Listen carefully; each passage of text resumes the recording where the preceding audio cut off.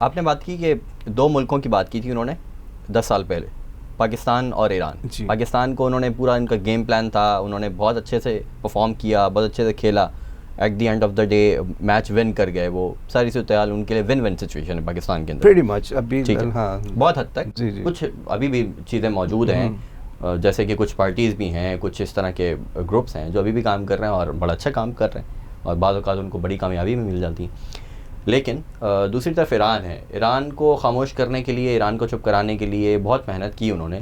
کافی حد تک وہ محنت ضائع نظر آئی. ابھی کوشش بڑی کی گئی ہے. اقوام متحدہ نے جو پابندیاں لگائی ہوئی تھیں جو نیوکلیئر ہتھیاروں کے حوالے سے تھی ایران پہ، اسی سینیریو کے درمیان کے اندر پچھلے ہفتے پابندیاں ختم کر دیں اچانک سے. یہ خاموش کرانے کی کوشش ہے. بالکل ایسے ہی ہیں، بالکل ایسے ہی ہیں. انہوں نے کہا کہ دیکھیں آپ نے ڈائریکٹلی جو ہے نا اس میں گھسنا نہیں ہے. ٹھیک ہے، ڈائریکٹلی نہیں گھستے ہیں. اور آپ کو دیکھیں ایران کے اندر، ایران ایک وقت تک ناٹ ٹو لانگ اگو اسرائیل کا بہت اچھا دوست تھا. ٹھیک ہے جی. یہ جب شاہ کے زمانے سے، جب خمینی کا ریولوشن آیا تھا اس کے بعد سے چیزیں چینج ہوئی ہیں.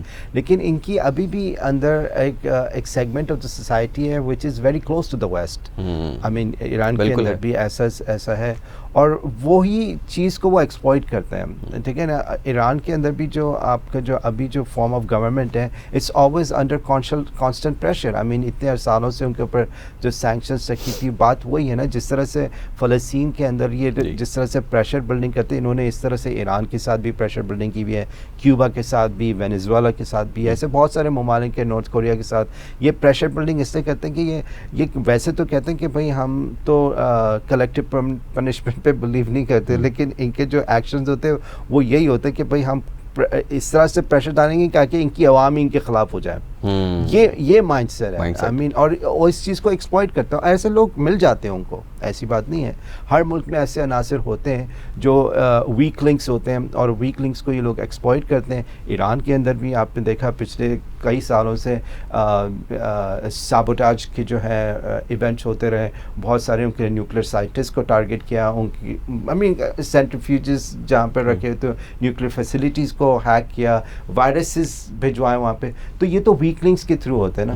تو ہر کنٹری کو یہ کوشچن کرنا چاہیے کہ ان کے اندر ویک لنکس کون ہے جو ملک کے مفاد کے لیے کام نہیں کر رہا یا ملک کو مزید نقصان پہنچانے کے لیے کام کر رہے ہیں. اور اس کا ایک میکینزم ہونا چاہیے، اور اٹ شوڈ بی ٹرانسپیرنٹ. ایسی نہیں کہ آپ نے یعنی خود اگر آپ ملک کا مفاد میں کام نہیں کر رہے، لیکن کیونکہ آپ ملک کے مفاد میں کام نہیں کر رہے، جو ملک کے مفاد میں کام کرے گا آپ اس کو ٹارگٹ کریں گے کہ یہ ملک کا غدار ہے. یہ بھی ایک بہت بڑی ڈینجرس گیم ہے.